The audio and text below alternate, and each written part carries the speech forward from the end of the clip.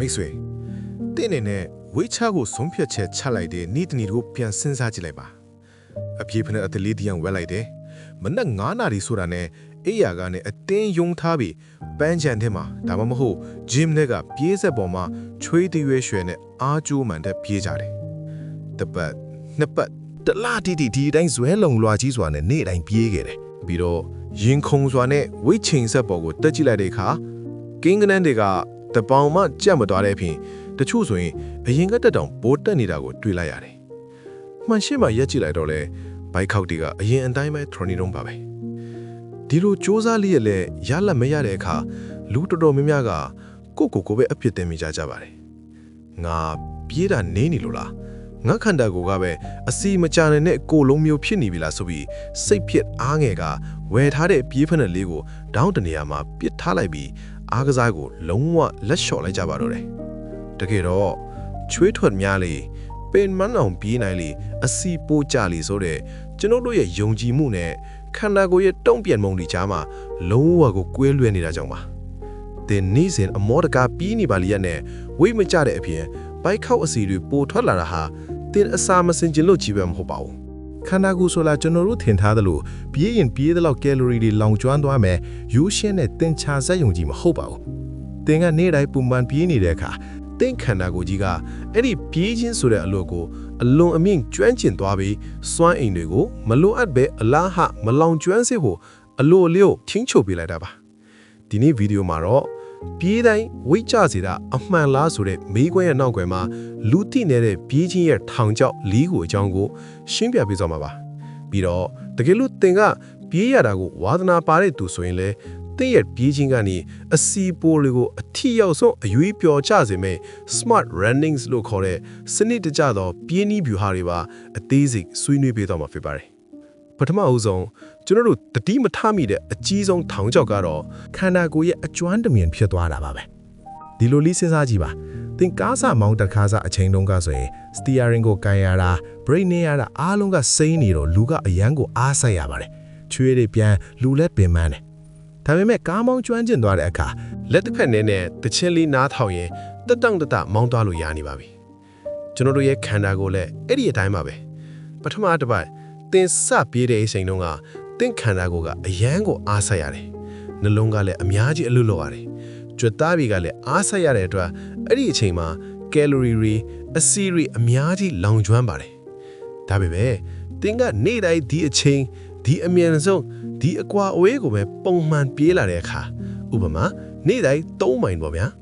နှစ်ပတ်3ပတ်လောက်ရောက်တာနဲ့သင်ခန္ဓာကိုယ်ကအယမ်းကို smart ကျလာပါတယ်ဩဒီလူကနေ့တိုင်းဒီ3မိုင်ကိုပြေးနေတာပဲငါတို့လောင်ဆန်းတွေကိုအများကြီးအကုန်ခံစရာမလိုတော့ဘူးအနည်းဆုံးလောင်ဆန်းလေးနဲ့ဒီ3မိုင်ကိုရောက်အောင်ပြေးတဲ့စနစ်ပြောင်းမယ်ဆိုပြီး fuel saver mode လို့ခေါ်တဲ့လောင်ဆန်းချွေရရဲ့စနစ်တွေကိုပြောင်းသွားပါတော့တယ်ဒါကြောင့်သင်ကအရင်လိုပဲ3မိုင်ကိုချွေးရွှဲရွှဲနဲ့ပြေးနေပေမဲ့သင်ခန္ဓာကိုယ်ကလောင်ကျွမ်းတဲ့အစီပမာဏဟာပထမတစ်ပတ်တစ်ခါတဝက်လောက်တော့ယော့သွားပါတော့တယ်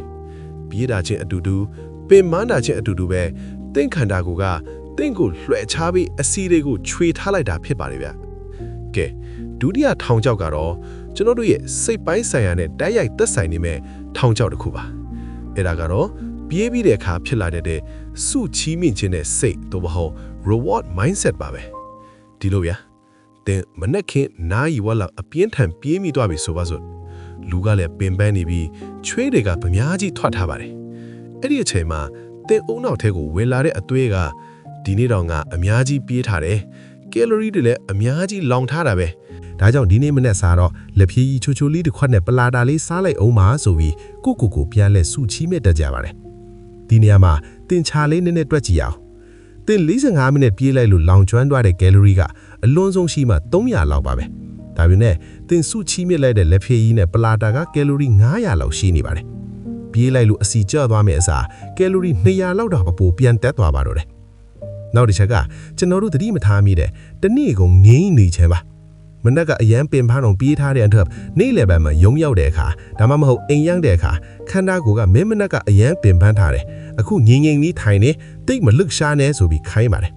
အဲ့ဒီအခါအရင်ကလီကားတက်မဲ့စားတက်လီကားစီးဖြစ်သွားတယ်လမ်းလျှောက်ရမယ့်နေရာကိုကားနဲ့တွားဖြစ်သွားပါတယ် ဆိုလိုတာကမနက်က45မိနစ်ပဲအားကစားလုပ်ပြီးကြံတဲ့နေ့ကလုံးကိုငင်းငင်းလေးထိုင်ပြီးရသားဖြစ်သွားတာပါဒါကြောင့်နေ့စဉ်ပြေးနေလျက်ဝိမကြတဲ့သူတွေရဲ့အဓိကပြဿနာဟာပြေးတဲ့အချိန်မဟုတ်ပဲမပြေးတဲ့ကြံတဲ့အချိန်တွေမှာဘလို့နေထိုင်စားတောက်နေတယ်လဲဆိုတာပေါ်မှာအများကြီးမူတည်နေပါတယ်ဗျာတတိယထောင်းချောက်ကတော့ဝိချခြင်းစောနဲ့ကိုယ်ခန္ဓာကိုယ်ကိုအတင်းညင်းဆဲပြီးပြေးတဲ့သူတွေကြုံရရလိရှိတဲ့အဖြစ်ပါတချို့ကဝိမြင်မြန်ကြခြင်းတော့အရင်ကလုံးဝမပြေးဘူးပဲနဲ့ရုတ်တရက်ကြီးတနေ့ကိုနိုင်တနာရီလောက်အတင်းအကျပြေးကြတယ်ခြေတော့နာနေတာတော့ကြိတ်မိတ်ပြီးပြေးတယ်အဲ့ဒီလိုအလွန်အမြင့်ပင်မဲအောင်လုပ်တဲ့အခါသင်ခန္ဓာကိုယ်ကဒါကိုအားကစားလုပ်နေတယ်လို့မမြင်ပါဘူးခန္ဓာကိုယ်ကဒီလူတော့အရေးပေါ်အခြေအနေတစ်ခုကြုံနေပြီးအသက်အန္တရာယ်ရှိလို့ထပ်ပြေးနေတာဖြစ်မယ်ဆိုပြီးယူဆလိုက်ပါတယ်အဲ့ဒီခါခန္ဓာကိုယ်ထဲမှာကော်တီဇောလို့ခေါ်တဲ့စိတ်ဖိစီးမှုဟော်မုန်းတွေအများကြီးထွက်လာပါတယ်ဒီဟော်မုန်းတွေထွက်လာပြီဆိုရင်ခန္ဓာကိုယ်ရဲ့တုံ့ပြန်ပုံကအရန်ကိုထူးခြားပါတယ်သူကရှင်သန်ရေးအတွက်အရေးကြီးဆုံးဖြစ်တဲ့ဘိုက်ခေါက်နာကအစီတွေကိုလုံးဝအလောင်းကျွမ်းမခံတော့ပဲတင်းတင်းကြပ်ကြပ်စုပ်ကုန်ထားလိုက်ပါတော့တယ်ပြီးတော့အလွယ်တကူဆွဲရလိုက်မဲ့ကြွက်သားတွေကိုပြန်လဲဖြိုခွဲပြီးသုံးပစ်လိုက်ပါတယ်ရလကဘာဖြစ်လာတယ်လဲဆိုတော့အပြင်းထန်ပြေးတဲ့သူဟာခြေတံလက်တံနဲ့ဒေးကတ်သွားပြီးကြွက်သားတွေပျောက်သွားပေမဲ့ဘိုက်ကြီးကတော့ပူမြဲပူနေတဲ့ skinny fat လို့ခေါ်တဲ့ပိန်ပြီးပိုက်ရွှယ်နေတဲ့အခြေအနေကိုရောက်သွားပါတော့တယ်ပြေးတာဟာကျမ်းမာရေးအတွက်ကောင်းပေမဲ့ကိုယ့်ရဲ့ခန္ဓာရဲ့ကြော်လွန်ပြီးအတင်းအကျပ်ငင်းဆဲပြေးခြင်းဟာအစီကျဟောတော့ပြောင်းမဲ့အကျိုးသက်ရောက်မှုဖြစ်သွားစီပါတယ်ဗျကဲဒါဆိုဝိတ်ထားခြင်းလုံးဝမပြေးရတော့ဘူးလားဆိုပြီးမေးစရာရှိပါတယ်မဟုတ်ပါဘူးပြေးတာဟာနှလုံးနဲ့အဆုပ်ကျမ်းမာရေးအတွက်အလွန်ကောင်းမွန်တဲ့အားကစားတစ်ခုပါ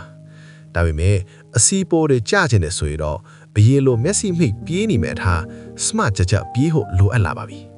လက်တွေအသုံးချလို့ရတဲ့ view ဟာ၄ခုရှိပါတယ် view ဟာတစ်က80စီးမင်းကိုနားလဲပါအားကစားလောကမှာဆိုရိုးစကားတစ်ခုရှိပါတယ် apps are made in the kitchen လှပတဲ့ဘိုက်ချက်လေးဆိုတာမီးဖိုးထဲမှာပဲဖန်တီးရတာပါတယ်ဝိတ်ချဟိုတ်လာအစားတောင်းက80ရာခိုင်နှုန်းအရေးပါပြီးလေ့ကျင့်ခန်းဖြစ်တဲ့ပြေးခြင်းက20ရာခိုင်နှုန်းပဲအရေးပါတယ်ဒါကြောင့်ပြေးရုံတက်တဲ့ဝိတ်မချက်ပါဘူးပြေးပြီးတော့ပြန်ရောက်လာတဲ့အခါတကြားများတဲ့အချိုးရည်တွေနဲ့ကာစီတိုက်များတဲ့မှုန့်တွေကိုရှောင်ပြီး protein ဖြစ်တဲ့အသားချက်ဥပဲနဲ့ဟင်းသီးဟင်းရွက်တွေကိုဒါများများစားပေးပါဒါမှသာတင်ပြေးထားတဲ့အချိုးကျေးဇူးကိုအပြည့်အဝရရှိမှာဖြစ်ပါတယ်ဖြူဟာနုကခန္ဓာကိုယ်ကိုလွှဲချပါအင်္ဂလိပ်လိုဆိုရင်တော့ interval training ပေါ့ကျွန်တော်အစပိုင်းမှာပြောခဲ့ခန္ဓာကိုယ်ကအကျွမ်းနဲ့တင်ထပြီးလောင်စမ်းချွေးသားထားတဲ့ပြဿနာကိုဖြေရှင်းဖို့လည်းပြေးတဲ့ပုံစံကိုအမြဲတမ်းပြောင်းလဲပေးရပါမယ်နေ့တိုင်းအမြန်ဆုံးတစ်ခုတည်းနဲ့3မိုင်ဆက်တိုက်ပြေးမယ်ထား10မိနစ်ကိုနိုင်တဲ့လောက်အမြန်ဆုံးအကုန်ပြေးပါပြီးတော့2မိနစ်လောက်အေးအေးဆေးဆေးပြန် lunch လောက်ပါပြီးတော့နောက်ထပ်နိုင်ဝတ်ပြန်ပြေးပါဒီလိုမျိုးအမြန်နဲ့အနေအလက်လဲစီပြေးတဲ့စနစ်ကိုအသုံးပြုပေးပါဒီလိုလို့ချင်းအပြင်သင်ခန္ဓာကိုယ်ကဘာဆက်လာမယ်ဆိုတာကိုခံမှန်းလို့မရတော့ပဲအစီလောင်ကျွမ်းတဲ့စနစ်ကိုအမြင့်ဆုံးမှာအမြဲတမ်းထားရှိပေးမှာဖြစ်ပါတယ်ဆက်ပြီးတော့ view ဟာ3က engine ကိုတိဆောက်ပါ strength training လုပ်ပါအောင်ဆိုလိုတာပါပြေးတာတခုတည်းတီးတတ်မလုပ်ပါနဲ့တပည့်ကို2ရက်လောက်တော့အလေးမာတာဒါမှမဟုတ်ကိုယ်ခန္ဓာကိုအလေးမိုင်ကိုသုံးပြီးဒိုင်ထိုးတာထိုင်ထိုးတာတွေကိုမဖြစ်မနေလုပ်ပေးပါကြွက်သားဆိုတာကား engine နဲ့တူပါတယ်